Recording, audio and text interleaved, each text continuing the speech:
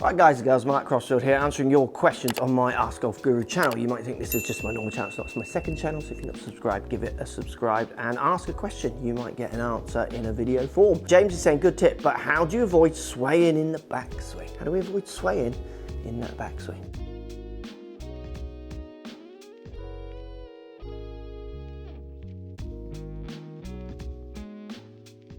So if we establish swaying as moving this way, so often if I had a wall here, say hips moving across, often body, upper body moves across and up. It's a really common problem with amateurs actually, is they kind of go up this way and then try and hit. Low point often is then too far back, fat and fins. The club path can move a long way left doing this because the 0 point of your arc, if you like, is behind the ball, meaning you're hitting it on the way left too much as you hit the ball and hitting it this way. So it's a common problem. So how do we stop these kind of desires that go this way? Well, for lots of golfers, it's trying to put a more rotational action in and feeling of hitting the ball. So feeling of hitting the ball more kind of this way rather than this way. So how they interpret. So rotation ideas, good ones to kick you off. You could start your swing nice wide stance, create a good triangle at the start and then literally focus on trail hip. So all I want you to do on your backswing is this hip goes back. So consciously stop swaying by moving it back rather than letting it move that way. And feel like it stays inside your hip.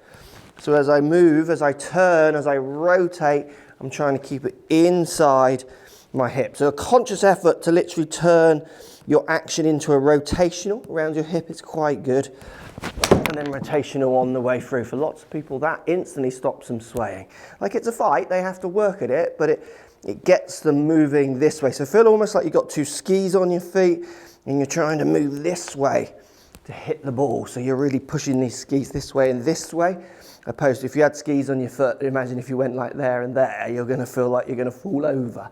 So turning ideas into rotational rather than sway, that's the best one. That's the first one I go to, because if you get that working, you don't need any other tricks, but we've got other tricks. Ideas number two, try and identify that sway, like really recognize it. And a good way of doing that is hit some shots with your feet together. So I've got a mid-iron here, and I've got my feet pretty much touching, and I'm stood opposite the ball, and I'm gonna hit some shots, trying to go at good speeds, but again, rotating, but within this spot, because as soon as I start to pull off the ball, I am going to fall over. So hitting shots with your feet together and then trying to apply that to real shots is a great way of getting the feeling and identifying that sway feel. Like there it is, there it isn't, there it is. Like sometimes for golfers it's getting them to really feel the movement you're trying to fix because they can't even feel it. They don't even know they're doing it. Feet together is a great way of getting you turning more on top of the ball. And then the third one, you can kind of blend that into a shot. So I'm just going to start with my club above the ball. I'm going to put my feet together. A couple of actions where I try and turn over the ball. And then as it's still moving, I'm going to go to my wider normal stance, swinging over the ball, trying to stay over the ball. So I'm trying to blend the feeling of my body movement in the two whips of stance. And then once I'm comfortable, I can feel those, I'm going to hit it.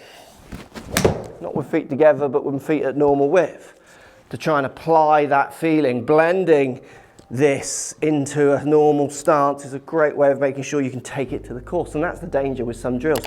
Golfers, they don't do anything because people can't translate the movement out into a real movement. The drill does too much for them sometimes. If you're swaying, there's three great ways of fixing it. And remember, you've got to make sure that your sway is what's causing your bad shot as well. Some people can sway and hit good shots also. So if that's the cause of your bad shot, hopefully we've got some fixes there to help you hit some better ones.